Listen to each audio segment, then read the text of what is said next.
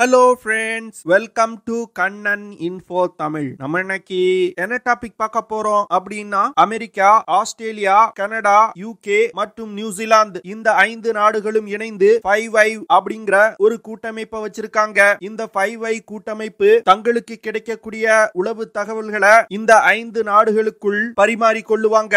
அது மட்டும் இல்லாம உலகின் பல நாடுகள்ல இந்த 5 நாடுகளும் இணைந்து உளவு தகவல் சேகரிப்பாங்க. தங்களுக்கு தேவையான ஆட்சியாளர்களை மற்ற நாடுகள்ல கொண்டு வருவதற்கு இந்த 5i கூட்டமைப்பு மறைமுகமா வேலை செய்யும். அந்த வகையில சமீபத்துல இந்தியாவில் நடந்து வரும் தேர்தல்ல பாரத பிரதமர் நரேந்திர மோடி அவர்களை தோற்கடிப்பதற்கு இந்த 5 நாடுகளும் ஒரு மிகப்பெரிய சதி திட்டத்தை தற்போது செயல்படுத்தி வருவதா செய்திகள் வெளிவந்திருக்கு. அது என்ன விஷயம்? இந்த 5i கூட்டமைப்புக்கும் இந்தியாவுக்கும் உள்ள பிரச்சனை என்ன? இவங்க பாரத பிரதமர் நரேந்திர மோடி அவர்களுக்கு எதிராக என்னென்ன திட்டங்களை செயல்படுத்தி வந்துகிட்டு இருக்காங்க அப்படிங்கிறது குறித்து நம்ம டீடைலா இந்த வீடியோல பார்க்கலாம். நம்ம சேனல்ல டிஃபென்ஸ் மற்றும் ஜியோபாலிட்டிக்ஸ் சம்பந்தமா தினம் ஒரு வீடியோ பப்ளிஷ் பண்ணிட்டு இருக்கோம். உங்களுக்கு நம்ம சேனல்ல பப்ளிஷ் பண்ணக்கூடிய வீடியோஸ் பிடிச்சிருந்துச்சுன்னா சேனலை சப்ஸ்கிரைப் பண்ணி சப்போர்ட் பண்ணுங்க. நீங்க பண்ற ஒவ்வொரு சப்ஸ்கிரிப்ஷனும் எனக்கு அடுத்தடுத்த வீடியோஸ் போடுறதுக்கு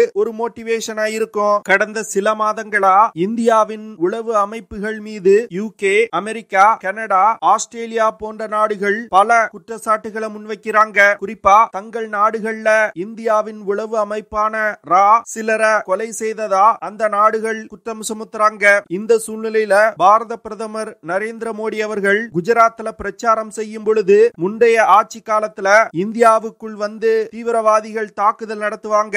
அந்த தாக்குதல் முடிந்த பிறகு பாகிஸ்தானுக்கு இந்தியா ஒரு டோசியர் அனுப்பி விளக்கம் கேட்பாங்க. ஆனா தனது ஆட்சியில தீவிரவாதிகள் தேடி கண்டுபிடிக்கப்பட்டு அவர்களோட சொந்த நாட்டுல வச்சே கொல்லப்படுறாங்க அப்படின்னு அவர் சொல்லியிருக்காரு. பாரத பிரதமரோட இந்த statement America, Canada, UK, Australia போன்ற நாடுகள் சொல்லக்கூடிய விஷயங்கள் உண்மை அப்படிங்கிறது போன்ற ஒரு தோற்றத்தை உருவாக்குது. இந்தியாவின் உளவு அமைப்புகளுக்கு எதிரான செய்திகளை வெளியிடுறது யாரு அப்படின்னு பார்த்தா America, Australia, UK, New Zealand, Canada போன்ற நாடுகள்ல இருக்கக்கூடிய ஊடகங்கள் சமீப காலங்கள்ல இந்தியாவின் உளவு அமைப்புகள் குறித்து பல குற்றச்சாட்டுகளை முன்வைக்கிறாங்க. குறிப்பா சொல்லணும்னா கம்யூனிச ஆதரவு ஊடகங்கள் மற்றும் இந்த 5i இன்டெலிஜென்ஸ் கூட்டமைப்பால் நடத்தப்படும் மீடியாக்கள் இந்த செய்தியை பெருமளவுல பரப்பி வந்துகிட்டு இருக்காங்க. இப்படி செய்தியை பரப்புவதன் மூலம் பாரத பிரதமர் நரேந்திர மோடி அவர்களின் அரசாங்கம் மோசமான வெளியுறவு கொள்கையை கொண்டிருப்பதா அந்த ஊடகங்கள் ஒரு பிம்பத்தை கட்டமைப்பதற்கு முயல்றாங்க. கனடாவை எடுத்துக்கிட்டீங்கன்னா பிந்திரன்வாலே டைகர் போர்ஸ் தீவிரவாத அமைப்பின் ஹர்தீப் சிங் நிஜார் கொலை வழக்க பெருமளவுல ஹைலைட் செய்யறாங்க. அமெரிக்காவை எடுத்துக்கிட்டீங்கன்னா காலிஸ்தான் லிபரேஷன் போர்ஸ் அமைப்பை சேர்ந்த குர்பத்வந்த் சிங் பன்னு அப்படிங்கிற தீவிரவாதிய இந்தியாவின் உளவு அமைப்புகள் கொலை செய்ய முயன்றதா அவங்க குற்றம் சுமத்துறாங்க. யூகே என்ன சொல்றாங்கன்னா தங்கள் நாட்டுல அவதார் சிங் கண்டா அப்படிங்கிற ஒரு காலிஸ்தான் தீவிரவாதிய இந்தியாவின் உளவு அமைப்புகள் கொலை செஞ்சதா அவங்க குற்றம் சுமத்துறாங்க. பாகிஸ்தானை பொறுத்தமட்டில் இந்தியாவின் உளவு அமைப்பு தங்கள் நாட்டில் இருக்கக்கூடிய பல தீவிரவாதிகளை தொடர்ந்து அசாசினேட் செய்து வருவதா குற்றம் சுமத்துறாங்க. இந்த லிஸ்ட்ல தற்போது புதிதாக இணைந்திருப்பது ஆஸ்திரேலியா. சமீபத்துல ஆஸ்திரேலியா சில இந்தியர்கள் தங்கள் நாட்டுல உளவு பார்த்ததா சொல்லி அவங்கள வெளியேற்றி இருக்காங்க.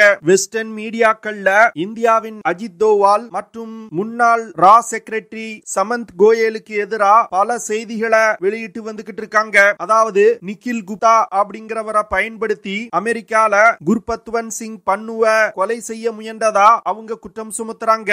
அதாவது இந்த 5i கூட்டமைப்பை சேர்ந்த நாடுகள் என்ன சொல்ல முயல்றாங்கன்னா பாரத பிரதமர் நரேந்திர மோடி அவர்களின் தலைமையிலான அரசாங்கம் இந்த 5i நாடுகள்ல ஒரு பிளாக் ஆபரேஷனை நடத்துவதா அவங்க சொல்றாங்க. இப்படி இந்தியாவுக்கு எதிராக தொடர்ந்து செய்திகளை வெளியிடுவதன் மூலம் இந்த 5i கூட்டமைப்பை சேர்ந்த உளவு அமைப்புகள் என்ன செய்ய முயல்றாங்கன்னா இந்த 5i நாட்டு தலைவர்களை பாரத பிரதமர் நரேந்திர மோடி அவர்களுக்கு எதிராக செயல்பட வைப்பதற்கு முயற்சி செய்யறாங்க. அது மட்டும் இல்லாம தற்போது நடந்து வரும் தேர்தல்ல இந்தியா தேவையில்லாம மற்ற நாடுகள்ல இது போன்ற ஆபரேஷன்களை செய்யறாங்க அப்படிங்கிற தோற்றத்தை உருவாக்குவதற்கு இந்த நாடுகள் முயற்சி செய்யறாங்க. இது தொடர்பா Indian external affairs minister Jaishankar அவர்கள் என்ன சொல்றாருன்னா வெஸ்டர்ன் மீடியாக்கள் இந்திய இந்தியாவோட எலெக்ஷன் விஷயங்கள்ல தலையிடுறாங்க அப்படின்னு குற்றம் சுமத்தி இருக்காரு. இந்த 5 நாடுகள் இப்படி இந்தியாவுக்கு எதிராக செயல்படுவதற்கு முக்கியமான காரணம் என்னன்னா,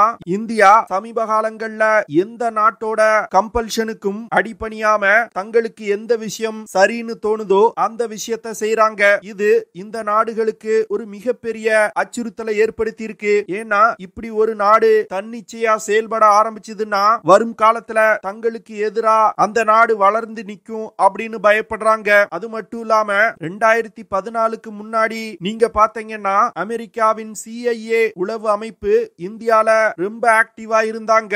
இந்திய உளவு அமைப்பான ரால இருக்கக்கூடிய பல அதிகாரிகளை தங்கள் வலையில் வீழ்த்தி இந்தியால என்ன விஷயங்கள் நடக்குது அப்படிங்கறத தெரிஞ்சுக்கிட்டாங்க. அது மட்டும் இல்லாம தங்களுக்கு ஆதரவான பல விஷயங்களை இந்தியால செய்ய வச்சாங்க. ஆனா அமெரிக்காவின் CIA உளவு அமைப்பு இந்தியால செஞ்ச எந்த ஒரு விஷயத்தையும் வெஸ்டர்ன் மீடியாக்கள் பேச மாட்டாங்க. ஆனா இந்தியா தன்னை தற்பாதுகாத்துக் கொள்வதற்கு செய்யக்கூடிய உளவு வேலைகளை தங்கள் நாட்டிற்கு எதிராக செய்வது போன்று ஒரு பிம்பத்தை கட்டமைக்க முயல்றாங்க. உதாரணத்துக்கு சொல்லணும்னா ஆஸ்திரேலியா சமீபத்தில் வெளியேற்றிய இந்தியர்கள் தங்கள் நாட்டில் இருக்கக்கூடிய முக்கியமான டிஃபென்ஸ் இன்ஃப்ராஸ்ட்ரக்சர், ஏர்போர்ட் போன்றவற்றை உளவு பார்த்ததா சொல்லி வெளியேற்றாங்க. ஆனா இந்தியாவின் உளவு அமைப்புகள் இந்த வேலைகளை 5 நாடுகள்ல ஒருபோதும் செய்ய மாட்டாங்க. இந்திய உளவு அமைப்புகள் 5 நாட்டுல என்ன வேலை செய்யறாங்கன்னா, இந்தியாவுக்கு எதிராக செயல்படக்கூடிய ஜிஹாதி குழுக்கள் மற்றும் காலிஸ்தான் பயங்கரவாதிகள் இந்த 5 நாடுகள்ல எப்படி செயல்படுறாங்க, இந்தியாவுக்கு எதிரான என்ன திட்டங்களை தீட்டி வர்றாங்க அப்படிங்கறத மட்டுமே கண்காணிக்கிறாங்க. இந்தியா இந்த விஷயத்தை கண்காணிப்பதை கூட இந்த 5 நாடுகள் விரும்பல.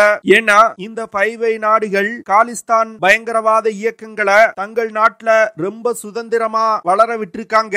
இந்தியாவுக்கு எதிராக செயல்படக்கூடிய தீவிரவாத அமைப்புகள் இந்த நாடுகள்ல ரொம்ப சுதந்திரமா செயல்படுது. இப்போ இந்தியா இந்த 5 நாடுகள்ல செயல்படக்கூடிய ஜிஹாதி குழுக்கள் மற்றும் காலிஸ்தான் பயங்கரவாத குழுக்களை கண்காணிக்காம விட்டாங்கன்னா இந்தியால வரும் காலத்துல மிகப்பெரிய தாக்குதல்கள் நடைபெறுவதற்கு அது வழிவகை செய்யும். இதன் காரணமாக தான் இந்த 5 நாடுகள்ல இந்தியாவின் உளவு அமைப்புகள் உளவு பார்க்கறாங்க. தேவைப்படும் பொழுது காலிஸ்தான் பயங்கரவாதிகள் மற்றும் ஜிஹாதிகளை அந்த நாடுகள்ல வச்சு அசாசினேட் செய்யறாங்க.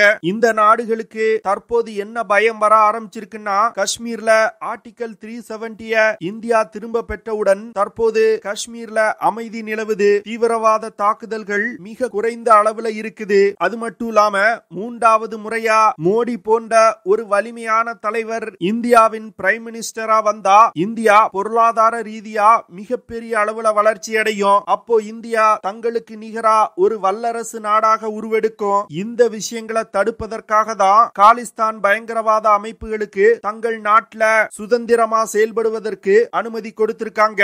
இந்த நாடுகளுக்கு காஷ்மீர் மற்றும் பஞ்சாப்ல தொடர்ந்து பிரச்சனை இருந்து கொண்டே இருக்கணும். அப்பொழுதுதான் இந்தியாவின் வளர்ச்சியை மட்டுப்படுத்த முடியும் அப்படின்னு நினைக்கிறாங்க.